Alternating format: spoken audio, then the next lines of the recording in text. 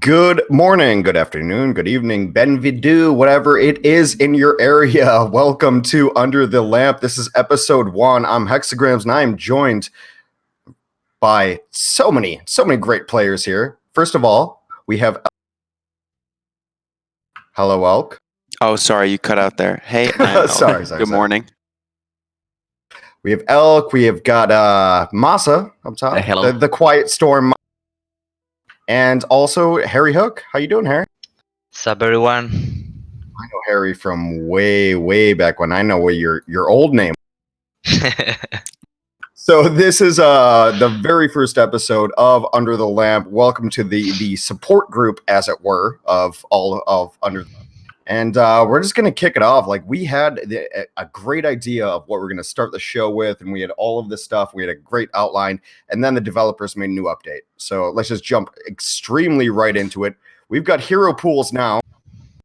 What do you think, Harry? Like I said, you've been around since the beginning of time for the most part, and now we've got an enormous change to Overwatch. What's your first reaction?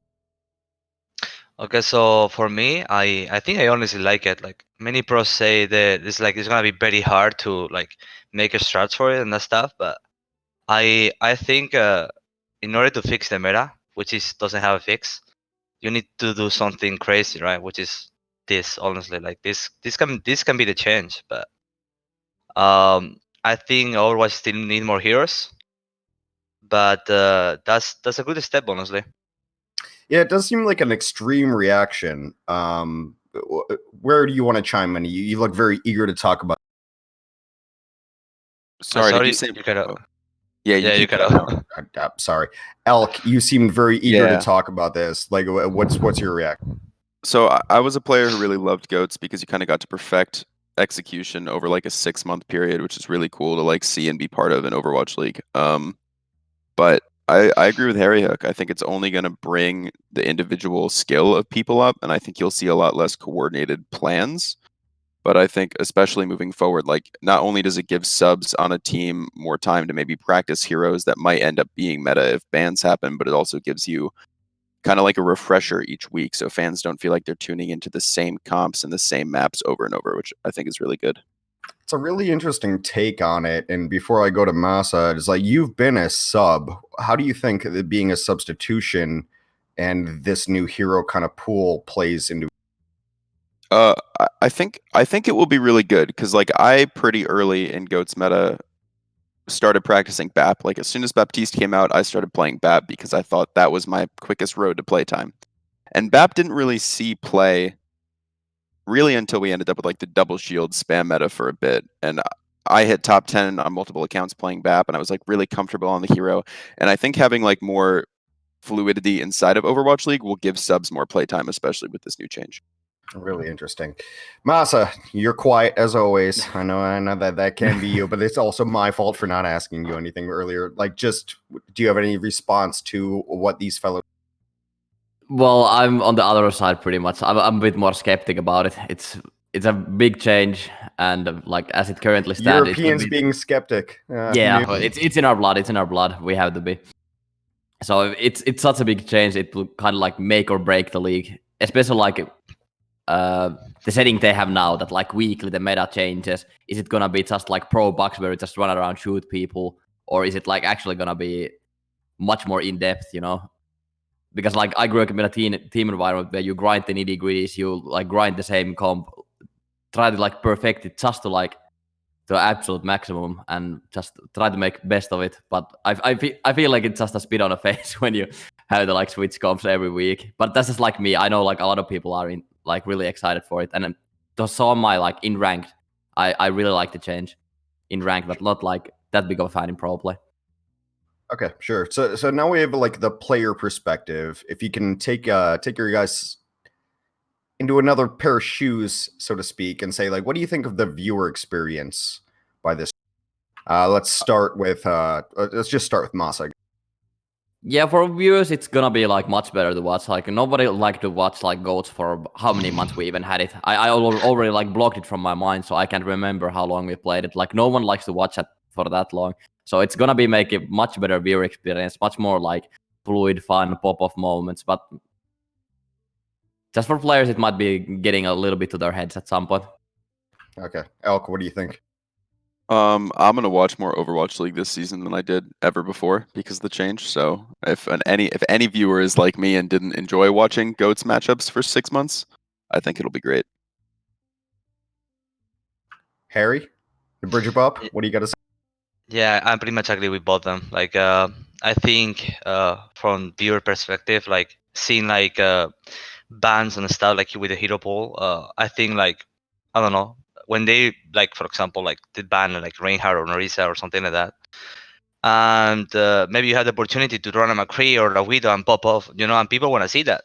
That's what people want to see, like people destroying the other team, just having Pine killing 5 people or 6. That's what creates the hype. So that's what I like to see. All right. As we get into it, man, we're all going to be traveling like next week or so. Is there any trepidation of traveling? Like, what do you think of going on to this next year about how the schedule is going to work? All of this. I know we're all like just picking out new suitcases. So, what do you think, Elk? Oh, I'm in college and I'm gonna stay in college. So Okay. I Well, think that sucks for all of you, and I hope you have a wonderful time doing it. I'm going to come to your college and make sure that you have to travel. Harry, you've been around for a long time, veteran pro. I'm not calling you old, by the way. I know I've said this several times, but it's kind of a little bit old hat to you. What do you think about how the schedule is going to work out next year for the pros, for the new pros? I think it's gonna be super exhausting. Like people is gonna be so tired. People is gonna get sick. Like they're gonna get even homesick because they just like eating like random food. Like like I don't know. You've been in America for your whole life and you have to travel to China, for example, which we cannot, by the way. But it's like it's way different. It's gonna be nice for the sub players in my opinion because I bet 100% people is gonna get sick. They're gonna get really tired, like jet lag and stuff. So that is gonna be nice for the sub players because they're gonna get some playtime somehow. But for the lucky ones, I hear there are some players who, they try to negotiate in the contract so they can have a business sticker, right? Which is smart, honestly. Like it's a long time flying, so it makes sense. But for the rest, it's gonna be really very painful, in my opinion. It's gonna be tough. So Masaa, generally, I only see you when I'm in Finland and we do the Azus Rock Summers and whatnot in Helsinki. I actually had to look up. I was like, I know Masaa. I know him from that one tournament in 2017. Now you have to travel. What do you think?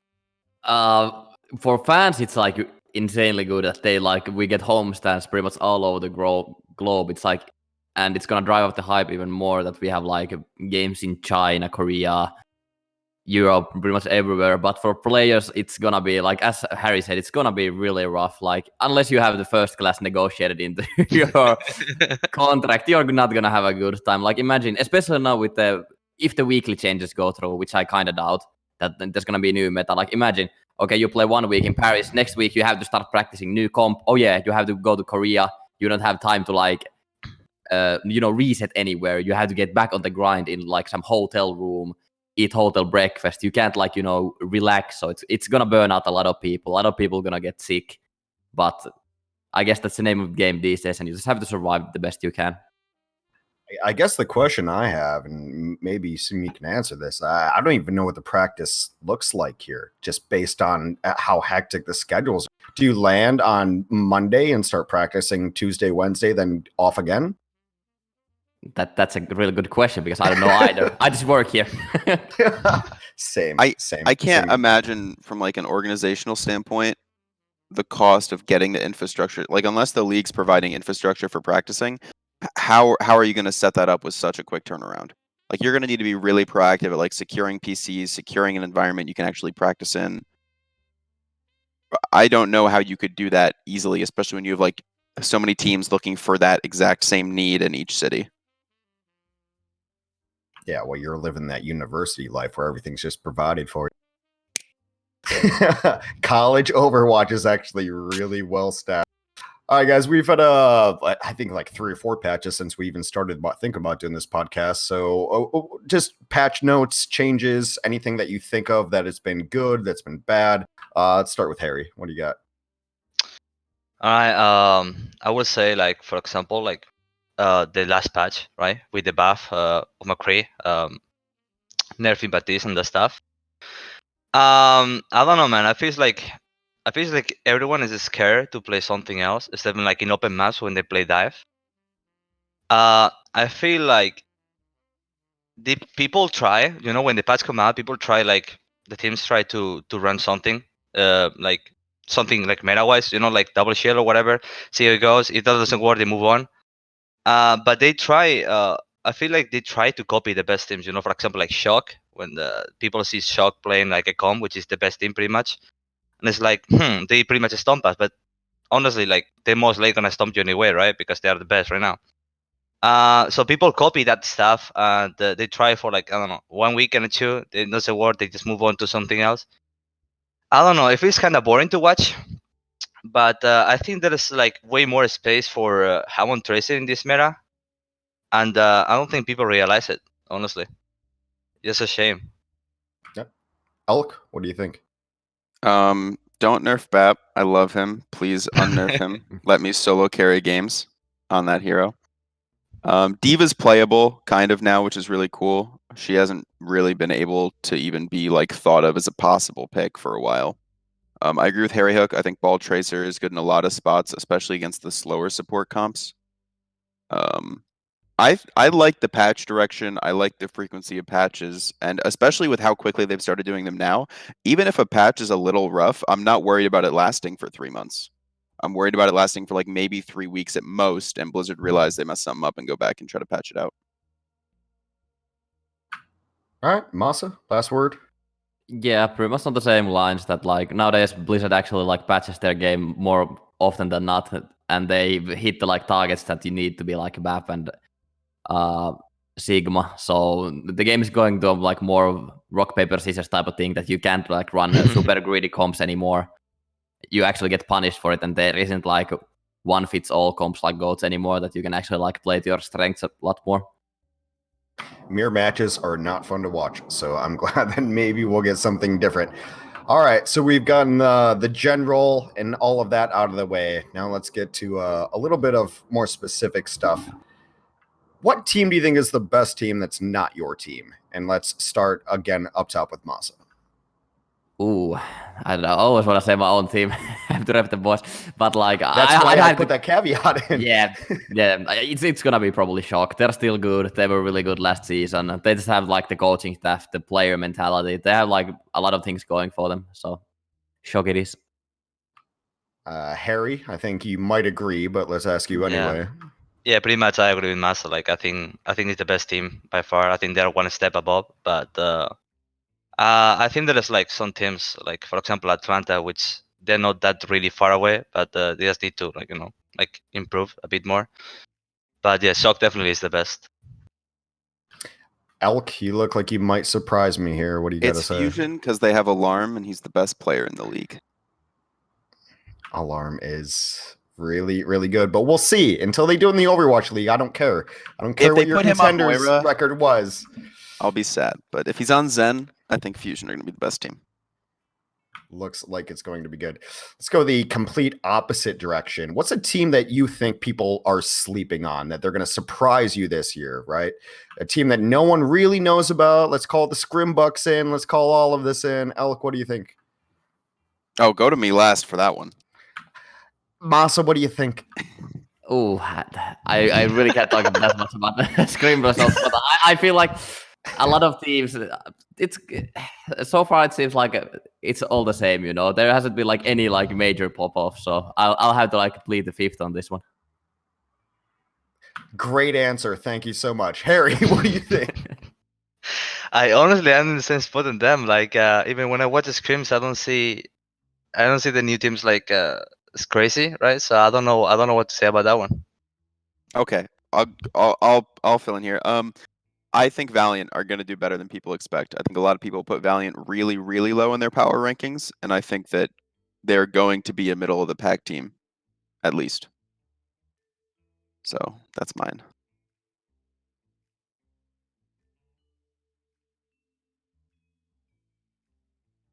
But we cannot hear you, Hex.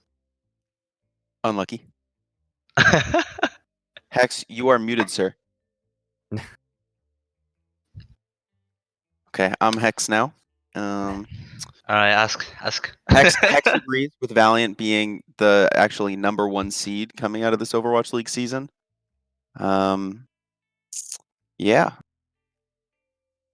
I don't know, guys. How are all you doing today? How did you enjoy waking up? He's gone. I mean, I'm kind of tired, Alec. I don't know what to say about that one, Chief. I don't know what to do. I'm kind of sleepy.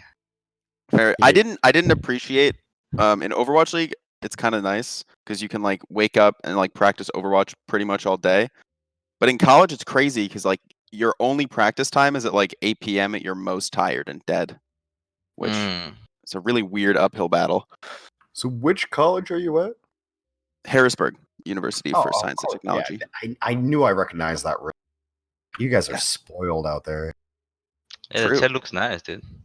Yeah, the practice nice. facility and everything Owl in PCs. Harrisburg, it's crazy good. All right. Oh, but I said Valiant. Did you hear that? No, I didn't, but it's fine. I'm sure it was great.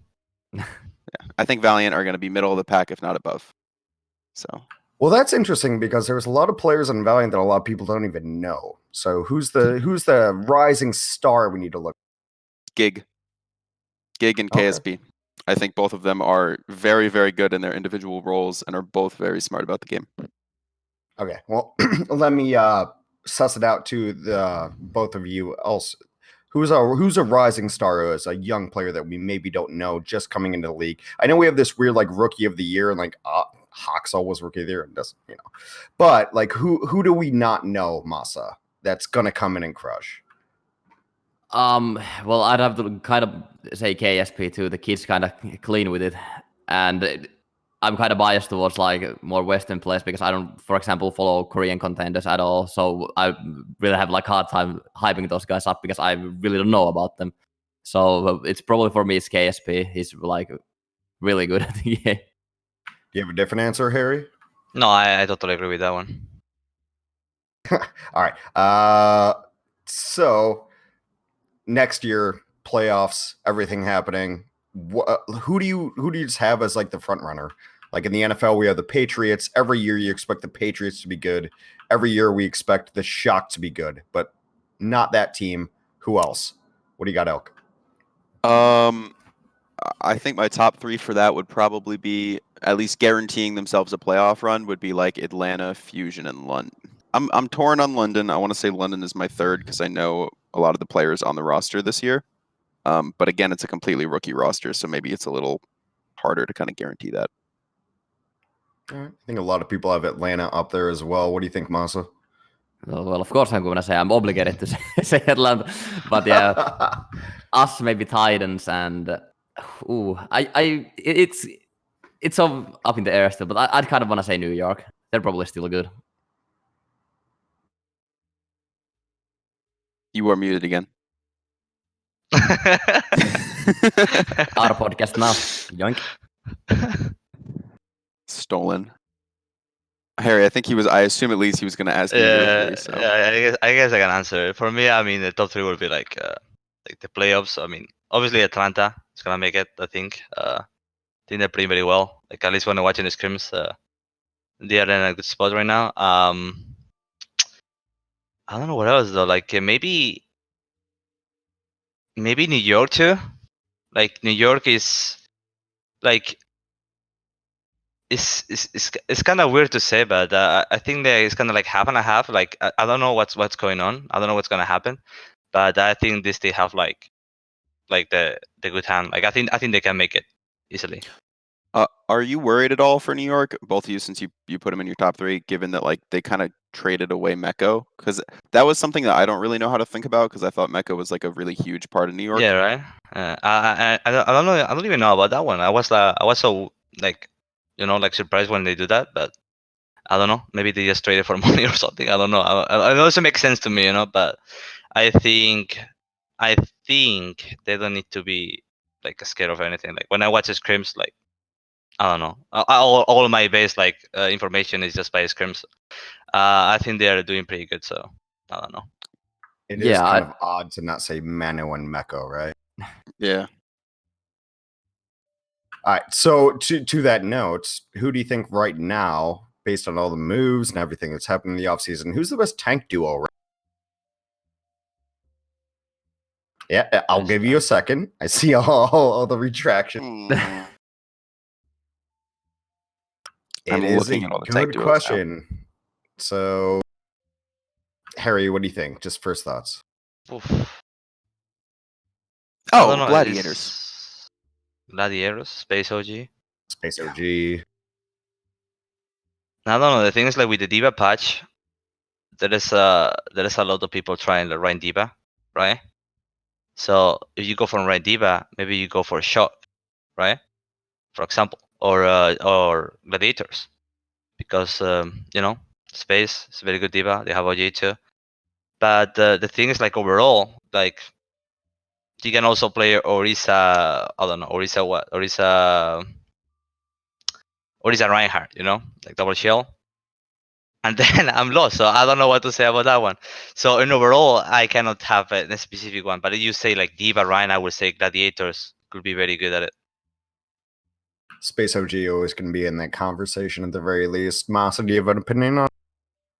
Yeah, it's either Shocks or Glads. Like in paper, they probably have like the best or like really scary front line. If the meta is like Rhino Risa or Rhine Diva or something like that. Any differentiation, Elk, or? No, I agree. Glad Shock. I think Space probably has the best Western Diva in the league, and I think Choyobin has the best Eastern Diva in the league. So if she's played at all, I think it's going to be huge. And just as far as like any other off tanks we've seen, Space and Choyobin, I think would be my top 2 always. I was going to try to go down the list and ask you guys about DPS players, but I know you don't like them anyway. So what do you think is the best support duo in the league? You can even include yourself in this. Let's start with Harry. Okay, the best support duo. Damn, that's an interesting one actually. Well, I'm not here to like ask bad questions. Yeah, I know. But still, I have to choose the right one. I'm thinking about it. Okay, no, I let you go. I let you go first. Let me think about this one. I got you. Moth and Violet, and that should be everyone's first pick. That's my opinion. I think that that's a good support trio, though. You can add in Rascal. Sure, but I think though, like Moth and Violet are both very good mechanically. They've shown that they can adapt through different metas.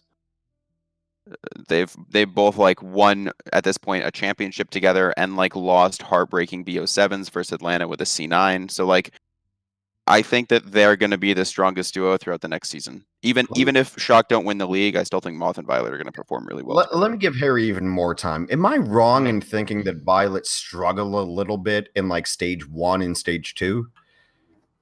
As someone who knows, someone with a better eye, because I was watching Violet and there's some peaks and there was a lot of things that maybe Violet could have done better, but then he just got better and better and better as the year went on. My take on it would be that for at least Violet, that was his first season in Overwatch League. He was in a meta where Zen has a disproportionate amount of space, right, in Goat's meta. Like, there's a lot of kind of pocket your Zen and like 400 HPs and Yadas. And I think it was really hard. It was called like Jonak syndrome. I know a lot of people called it, where Zens couldn't figure out how they wanted to play because some teams would see Jonak just like do random flanks and get massive value. And then they'd also see their Zen do it and die. So like, I think once Violet figured out what worked for him, he started playing a lot better. That's just how I see Fair it. enough. We'll give Harry even more time. Masaa, what do you think?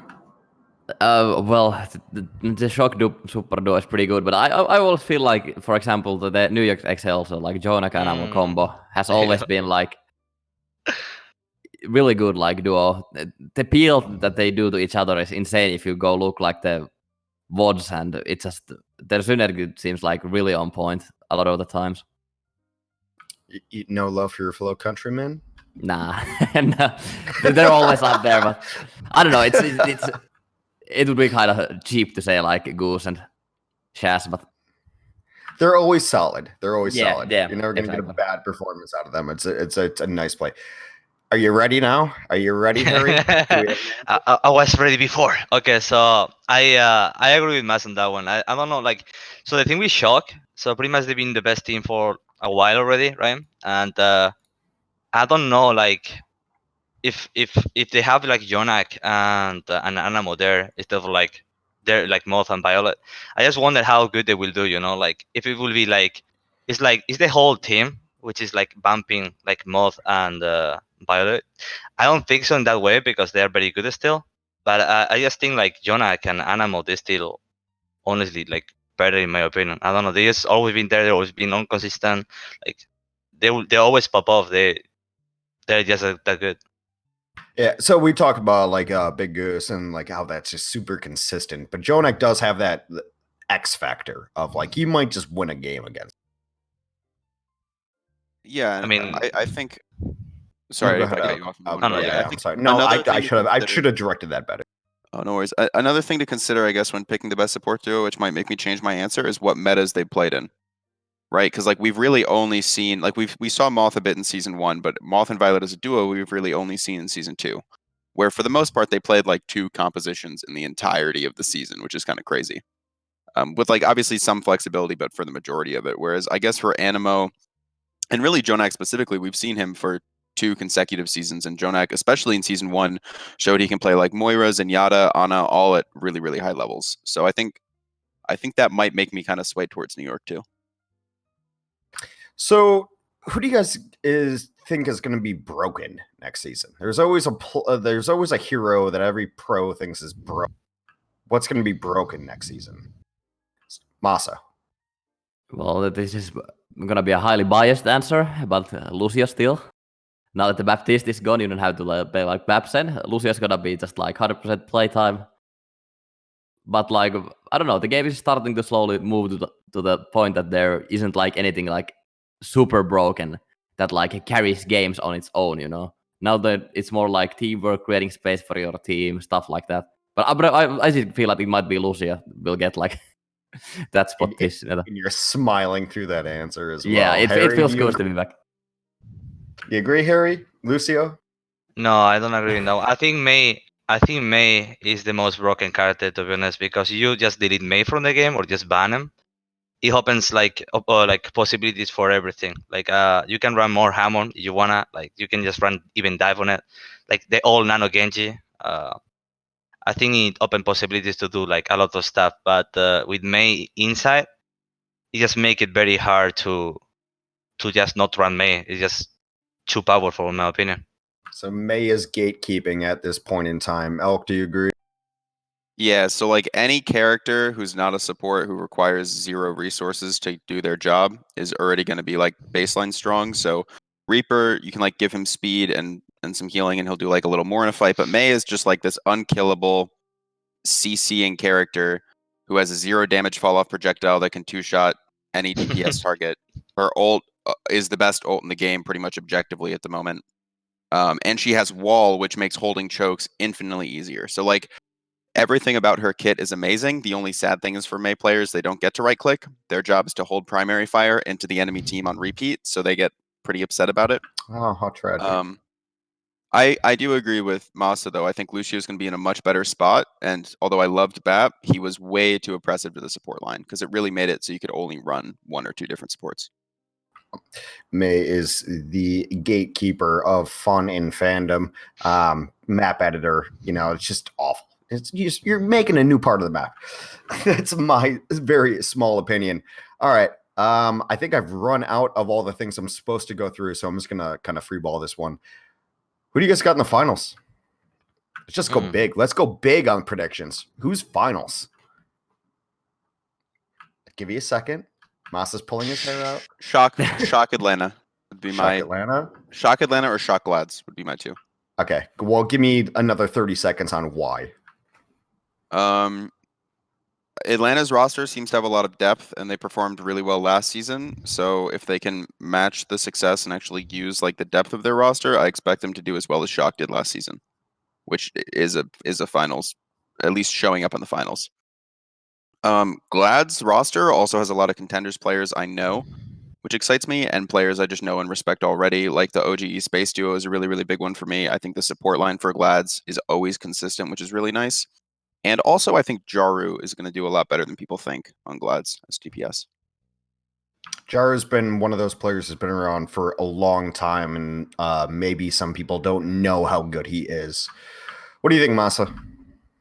Oh, I'd have to say Atlanta and someone else. But I feel like actually Philly could be making it this season too. They had like, as long as they don't have to play cheap stuff, they're gonna be like doing really well. Well, okay. Well, elaborate. What do you mean by cheap stuff? No, I mean cheap stuff. Oh, Yeah, okay.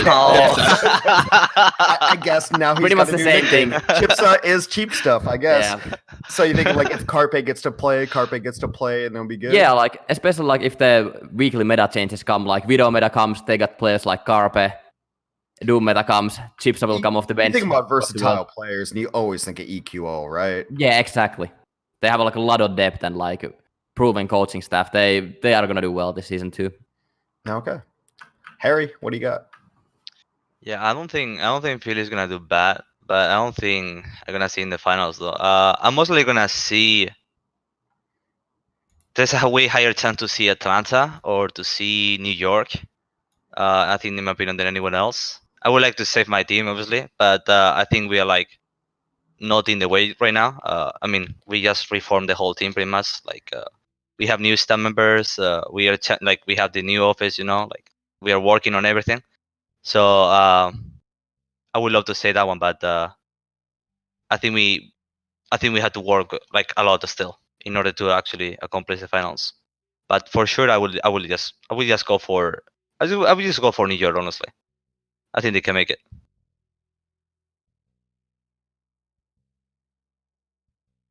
Microphone is dead again, I believe. No, I think Hex is just not talking. Oh. Oh, is it dead though? Because that'd be hilarious. I'm a wizard. Nah, Do you think sorry, that New guys. York? Oh no, you're back. Cool. Yeah. Well, no, go ahead. That seemed like you're trying to make a new career. Yeah. Let's go. No, I just like talking. I was gonna say, do we think New York got better or worse than their season 1 roster? Because I'm excited to see like Who Are You as an addition, but given how they played in season 2, like I'm not really sure what the roster needed. You know what I mean? Yeah, I had to like they feel like a team that like grinds, like they perfect things, like goats, that they do all the nitty gritty, like really on point. But I feel kind of scared for them, especially if it goes to the like a lot of meta changes weekly, bi-weekly, something like it can really actually hurt their performance. Like they have a lot of like individual talent in the team, sure, but I always felt like they're like really good at grinding the meta, finding like the every possible best play and like slowly working their way to be the best. Yeah, I don't know. You see, like player wise, like from what they have now, I think it doesn't make that much difference. Honestly, like they were very, very, very good, like then, and they are very good now still. So I don't know what is the key exactly with New York, but I don't know. It's like if it feels like there is always there, that it's always on the top. So that's why I choose them pretty much. I think the strange thing about New York to me has always been like you have this great 6, and then they worked really hard to like bring in new people, and I'm like, why? What's the point of bringing in like Nano or Flower or anything? Like you already have it. So it seems like they're trying to expand for no good reason in a lot of ways. Their 6 was so good, and then they started bringing people in that weren't just. It's like the same guy but a different name. It's weird. Do you want a hot take? I do. Yeah, I look. Okay, I was seeing you on the screen. I was like, I've got something to say. When XL2 was playing contenders and they had Mangachu and Flower, it was a widely held opinion that Mangachu was just better. So when we saw New York pick up Flower, at least in my group of Overwatch people, we were all pretty confused because we didn't think that he, at least in contenders, played anything close to what should be expected of a New York DPS player. And like when you look at Sabiobi and Libero and like who are you, they are all top of the heroes they play. They are all amazingly skilled mechanically and grind a ton. And I'm excited Mangachu's in Overwatch League this season, personally. But I'm also just confused again with you about the way New York cycles subs. It doesn't seem to have any logic to me, and it seems more like trying to get everybody playtime. Maybe they have some problems like internally or something I mean, for that is a fact. Like in the teams, like people argue each other, right? Maybe you have some problem as a player with the coach, and then he bans you for some reason. I don't know. It could happen in anything, honestly, but like it makes no sense. I don't know. I always had this opinion, and we're talking about hot takes of just selling Flower like the day after World Cup. It was an outlier performance against Western players, and everybody thought he was the hot shit. I would have sold him for 150K the next day. I mean, basing anything off World Cup results just seems silly to me. I feel like it's one of the least, it's the tournament that has the least practice on most sides. It's also the rosters that get formed usually aren't really all-star rosters. So, yeah, I agree. I think signing somebody to Owl based off only a World Cup performance is a bit silly. I think you at least want to see a really good, like, either contenders record behind them, or you want to trial them and make sure that they're really up to par.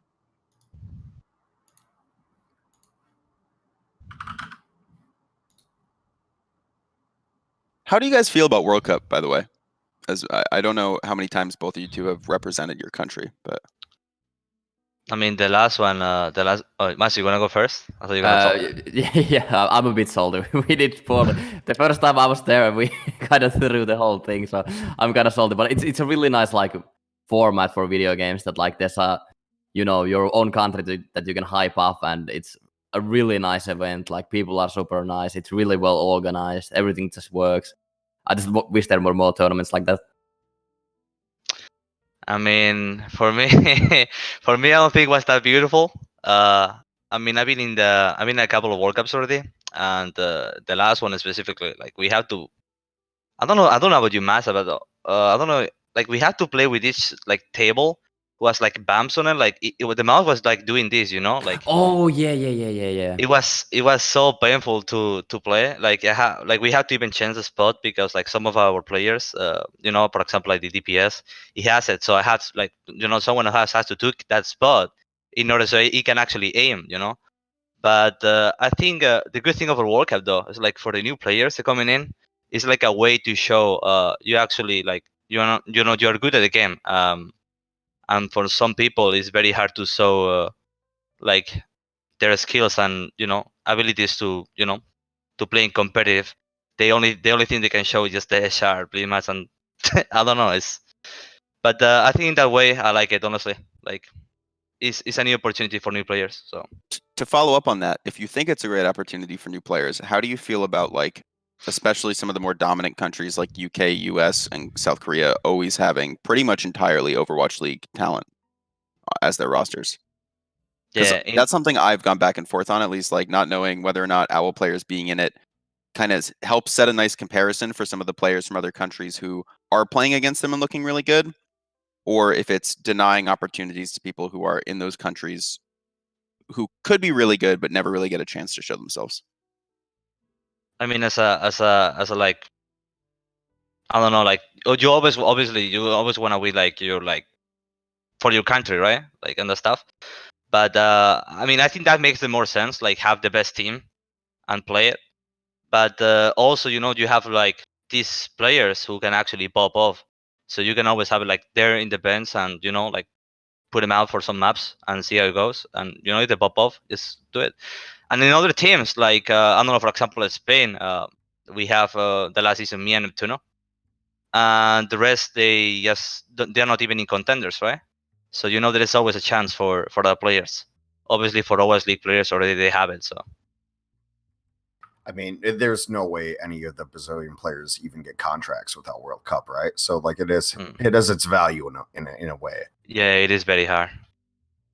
Okay, so we're gonna hit into Q&A right now, and some of these are broad, some of them specific, but I actually think these are really good questions. So the very first question is a fellow named Paragon asks, what do you think Overwatch needs right now to push the game to the next level of competition?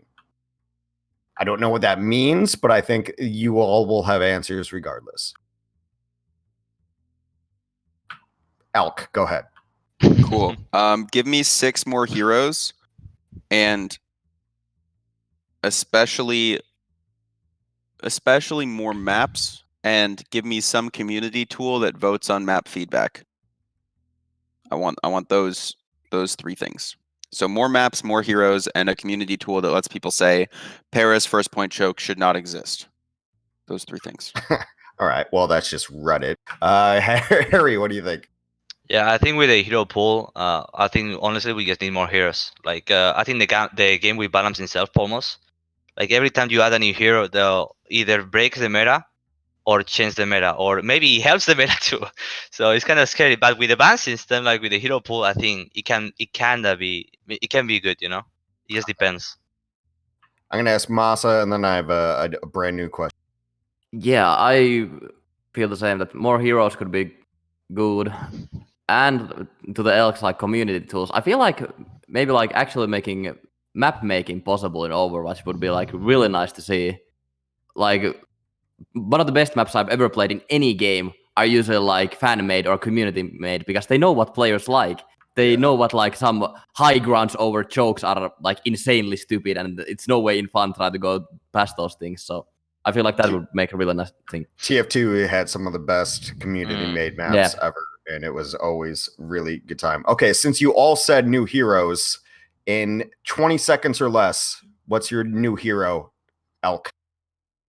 Support hero that gives speed boost and a single target healing, kind of like Mercy. Probably more single target healing than Mercy, but less than Ana, and some form of AoE or targeted speed boost. Harry. I don't know, maybe a DPS who can break shields, like actually destroy them, like really fast. So I don't know, maybe change the meta that way. In the pre-alpha, Pharah's concussion blast actually destroyed. Go ahead, Masaa.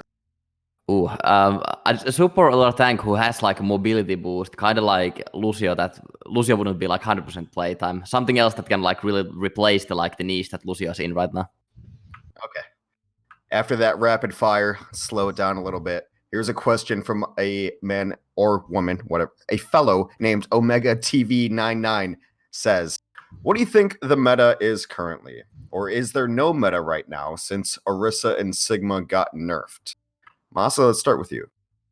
The meta doesn't like shift drastically, especially like with Blizzard nerf. They don't like really destroy any heroes, so it's kind of like still Orisa Ride, Orisa Diva, a little bit of something else mixed in there, but I don't want to start like leaking everything.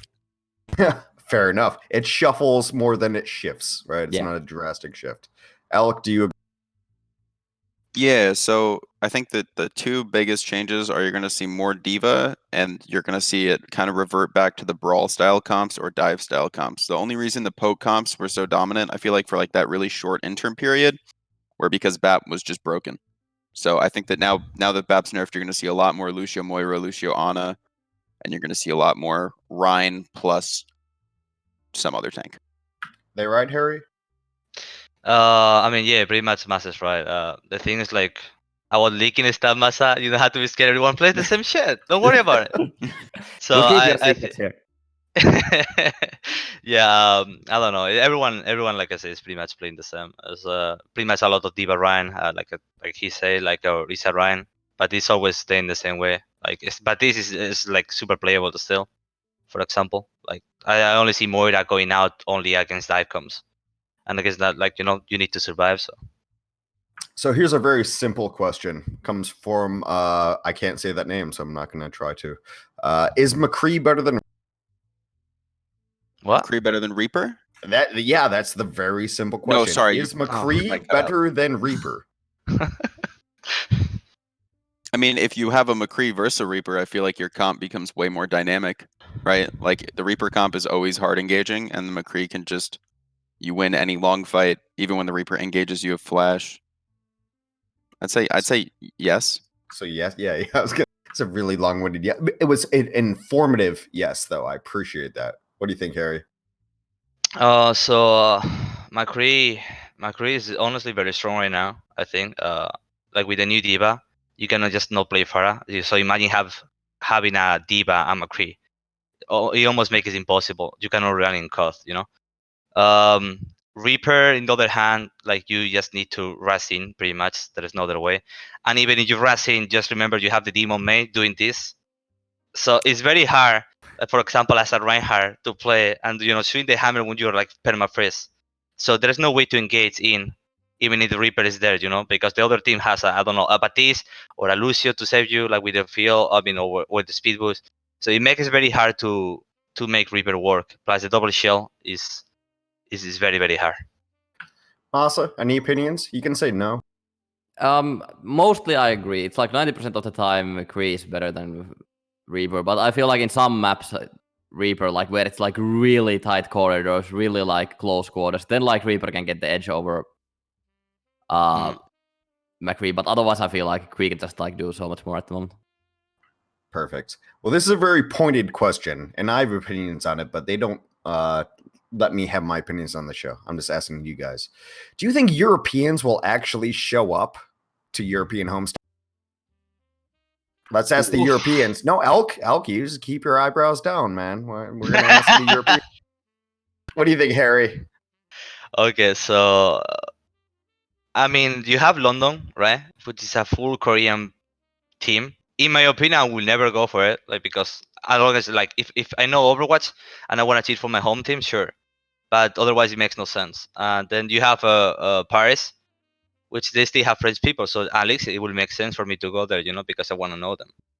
But I think having like pretty much English speakers for like in the case it's as London, I think will make a lot of sense.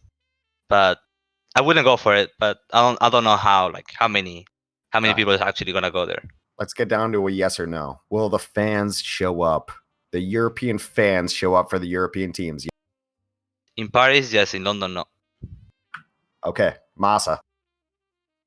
Oh, well, I know the French like Overwatch community is like really tight knit, and they have a lot of like insane fans like from the tournament has been there. So the Paris one, at least the first one, will probably be like plenty of people. I'm not sure if the second or other homestands they might have there are like, do they have one or two, or how many do they have there? 2, maybe. I don't know. I have a feeling it might be 2, but like the first one should be like pretty full. Second one, I'm not really sure. Same thing with like London. Sure, they got like old hype from like last season and stuff like that, but I feel like they kind of like disconnected from their fan base a little bit. That there's very little content nowadays, especially in the off season. So I think the same thing is Harry. Paris will do fine. London could be a little bit of a flop. Let's ask the American college student for his expert opinion. What do you think? Yeah, I just didn't understand the question when you first said it. I thought you meant, are the teams going to show up when they play in their homestands? Actually but it's a question of European fandom. Yeah, I think at least in the events I've been to in Europe compared to America, there are way more people who turn out for events. I mean, like I have really minimal experience with like some contenders playoffs and just talking to European players I know, but every time you watch a European esports event, be it for like any game pretty much, I feel like it's always sold out, it's always hype. So I'd be much more worried about like the 8 homestands going on between like Texas and California that are so close together than I would be about London or Paris. I think the Texas ones will be fine. California fandom is really weird because no one lives in California. We're all transplants who live in California. Texas, you're totally right. Okay, I think that's the end of our Q&A. I don't think I have anything more on this list that I'm looking at of what I should ask you guys. So, very briefly to wrap up, let's just chat a little bit. Are there anything you just want to say? This is your forum. Like, go ahead. Here's your podium. Let's start with Elk, who seems like a man who loves a podium. Wow, that sounds aggressive. I'm learning a lot about you today. To people who want to pursue Overwatch, there are a lot of different avenues you can go about it. Open Division is great. Contenders is great. Making Overwatch League is the dream. But don't put your real life stuff on hold. Make sure you have some other plan you can go down if you grind 8 hours a day for a while and it doesn't work out. So like I went to college. I'm super happy with it. All A students so far, going for a 4.0 GPA. Yeah. Be a well-rounded individual is what Ark says, and I could not agree more. What do you got, Mom? You cut out a little bit. Did you say Masaa or Harry? Yeah, Masaa, go ahead. Go ahead and speak. Yeah. Well, I'm a shy guy, so there isn't really much to say. I don't know. Be good. Do your chores. So, Perfect. That's the most Masaa answer ever. Harry, let's finish up the broadcast here. What do you have to say to people? It's your podium. Yeah, I mean, Helic is pretty much right about that one. But I honestly, no, I cannot say nothing else. Like, I don't know. It's like Helic is right. It's like what he said is pretty much right. Be good. Be good is the final word that we're going to say on this podcast. Thank you guys so much for joining us here on the inaugural episode of Under the Lamp. I tried my best with tech issues. Our guests were great. That's Harry. That's Masaa. That's Elk. Amazing players, people, human beings. Thank you so much for tuning in, and we will see you next time.